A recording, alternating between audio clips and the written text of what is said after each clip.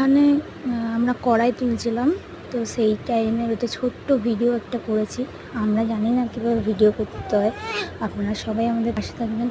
আর এর পরবর্তীকালেও চেষ্টা করব ভালো ভালো ভিডিও দেওয়ার জন্য। গ্রামের কী কী ভিডিও আছে সেইগুলো আপলোড করার চেষ্টা করব, আপনারা সবাই পাশে থাকবেন।